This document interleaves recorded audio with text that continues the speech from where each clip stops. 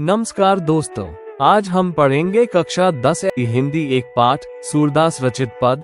ये पद गोपियों के गहरे कृष्ण प्रेम और उद्धव के ज्ञान मार्ग के बीच का सुंदर संवाद है। तो चलिए शुरू करते हैं। पद 1। ऊधो तुम हो अति बड़भागी, अपरस रहत स्नेह तगा तय, नाहिन मन अनुरागी। भावार्थ, गोपियां उद्धव से कहती हैं, हे उद्धव, तुम तो सच में बड़े भाग्यशाली हो, क्योंकि तुम्हें श्री कृष्ण की सेवा और संग प्राप्त है। लेकिन ये भाग्य तभी सच्चा है जब उसमें प्रेम भी हो। तुमने केवल ज्ञान और नियम का मार्ग चुना है, सच्चे प्रेम अनुराग का अनुभव नहीं किया। केवल छूने छुलाने या बाहरी सेवा से भक्ति नहीं होती, प्रेम चाहिए। पद 2। पुरिनी पात रहत जल भीतर, ता रस देह न दागी, ज्यों जल माह तेल की गागरी, बूंद न ताको लागी। भावार्थ, जैसे कमल का पत्ता पानी में रहते हुए भी गीला नहीं होता, वैसे ही तुम्हारा हृदय श्री कृष्ण से जुड़कर भी प्रेम रस में भी नहीं पाया। तुम पास हो पर रस में डूबे नहीं। जैसे पानी में तेल की बूंद घुलती नहीं है, वैसे ही तुम्हारा मन भी श्री कृष्ण के प्रेम में घुल नहीं पाया। तुम्हारा ज्ञान मार्ग प्रेम मार्ग से अलग है। पद 3। प्रीति नदी में पाँव न बोरियो, दृष्टि न रूप पर आगी, सूरदास अबला हम भोरी, गुर चाटी जो पागी। भावार्थ, तुमने अभी तक प्रेम की गहरी नदी में पैर नहीं डुबोए, नहीं तुम्हारी दृष्टि श्री कृष्ण के रूप पर पूरी तरह बांधी। प्रेम के अनुभव से तुम अभी अछूते हो। गोपियां कहती हैं, हम तो भोली भाली और साधारण स्त्रियां हैं, लेकिन हमारा प्रेम ऐसा है जैसे चींटी गुड़ से चिपक जाती है।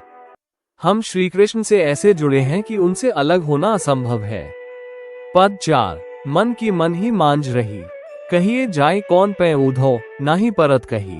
भावार्थ, गोपियां कहती है, हमारा मन अपनी पीड़ा भीतर ही दबाए बैठा है। उनकी व्यथा इतनी गहरी है कि किसी से कह भी नहीं पा रही। वे पूछती हैं, अरे उद्धव, हम अपनी यह व्यथा किससे कहें? कोई सुनने वाला भी नहीं है, और अगर कहें भी तो कोई समझेगा नहीं। पद 5। अवधि आधार आस आवन की, तन मन बिथा सही, अब इन जोक स्वदेशनी सुनी सुनी, बिरहिनी बिरह दही। भावार्थ, अब तक हमें यह आशा थी कि कृष्ण लौटकर आएंगे, इसी आशा के सहारे तन और मन की पीड़ा सहते रहे। लेकिन अब जब तुम्हारे मुंह से योग और ज्ञान का संदेश सुना, तो हमारे विरह की ज्वाला और भी प्रचंड हो उठी।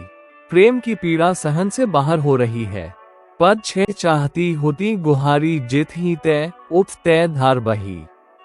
सूरदास अब धीर धर ही क्यों, मर्यादा न लही।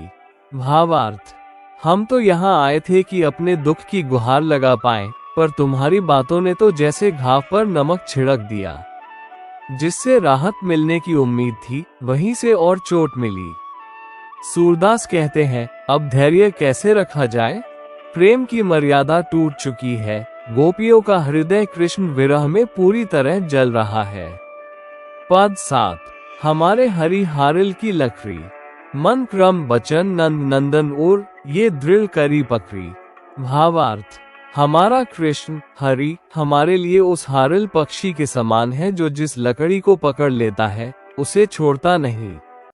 उसी प्रकार हमने अपने जीवन में कृष्ण को पकड़ रखा है और उन्हें छोड़ नहीं सकते। हम अपने मन, कर्म और वचन तीनों से नंदनंदन कृष्ण को अपने हृदय में दृढ़ता से थामे हुए हैं। हमारा हर काम, हर सोच और हर शब्द उन्हीं से जुड़ा है। पद 8। जागत सोवत सपन दिवस निसी, कान्ह कान्ह जकरी, सुनत जोग लागत है ऐसो, ज्यो करुई ककरी। भावार्थ, हम दिन रात सोते जागते सपनों में भी कृष्ण का ही स्मरण करती रहती है। हमारी जुबान पर केवल कान्ह कान्ह का नाम रहता है। अब जब तुम उद्धव हमें योग और ज्ञान का उपदेश सुनाते हो, तो वो हमें बिल्कुल अच्छा नहीं लगता। वो ऐसा प्रतीत होता है जैसे कड़वी ककड़ी जिसमें कोई स्वाद नहीं। प्रेम के सामने ये योग फीका और नीरस है। पद 9। सुतो व्याधि हम कौन ले आए, देखी सुनी न करी, ये तो सूर तिन्ही ले सौंपो, जिनके मन चक्री। भावार्थ, तुम जो ये ज्ञान योग का उपदेश लेकर आए हो, ये हमारे लिए किसी बीमारी जैसा है। हमने न कभी इसे देखा, न कभी सुना और न कभी इसे अपनाया। हमारे लिए ये बिल्कुल अनजान और अस्वीकार्य है। सूरदास कहते हैं कि गोपियां उद्धव से कहती हैं, ये योग संदेश उन लोगों को दो जिनका मन चंचल है, जो प्रेम में स्थिर नहीं हो पाते। हमारे लिए तो केवल कृष्ण प्रेम ही जीवन का सार है। हम तो कृष्ण को अपने जीवन की सांसों में बसाए हुए हैं, हमें किसी योग ज्ञान की आवश्यकता नहीं। पद 10। हरि है राजनीति पड़ी आए, हमसे कहा न जाए गोविंद, मन की मन ही समुझाए। भावार्थ, गोपियां कह रही हैं कि श्री कृष्ण ने तो दुनिया की राजनीति सीख ली है, अब वे व्यवहारिक नीति और छल चतुराई के मार्ग पर चल पड़े हैं। हम कृष्ण से मन की बात कह नहीं सकती, अपने मन की व्यथा अपने मन में ही समझाकर रह जाती है। पद 12। जसुमती को मैं रिझाए ल्याए, बड़के भाई सो मन भाए, देखी सुदाम ही भातके कनकथोरा ले आए। भावार्थ, कृष्ण ने अपने बाल्यकाल से ही सबको मोहित कर लिया था। माता यशोदा को रिझा लिया और अपने बड़े भाई बलराम को भी प्रसन्न कर लिया। जब मित्र सुदामा से मिले तो मात्र चावलों की भेंट स्वीकार कर बदले में स्वर्ण का कटोरा, धन दौलत दे दिया। यह उनकी उदारता और चतुराई दोनों को दिखाता है। पद 13। ऐसे ही साधन साधे सब विधि, करी सकल सुख पाए, सूरदास प्रभु तुम्हारे सम सुख को न धरनी धराए। भावार्थ, कृष्ण ने इसी प्रकार अपने सभी साधनों, नीति, प्रेम, उदारता और व्यवहार से हर प्रकार के सुख प्राप्त कर लिए। वे सबको अपने बस में कर लेते हैं। सूरदास कहते हैं कि हे प्रभु, इस धरती पर आप जैसा सुख देने वाला कोई दूसरा नहीं है। आप ही भक्ति, नीति और प्रेम के अद्वितीय संगम है। तो दोस्तों, आपने अभी सुना सूरदास जी के उद्धव गोपियों संवाद के ये अद्भुत पद। इनमें भक्ति, प्रेम और विरह का जो भाव है, वो सचमुच हमारे दिल को छू लेता है। गोपियों का कृष्ण के प्रति समर्पण हमें ये सिखाता है कि सच्चा प्रेम किसी शर्त या स्वार्थ पर नहीं, बल्कि पूरी आस्था और निष्ठा पर टिका होता है।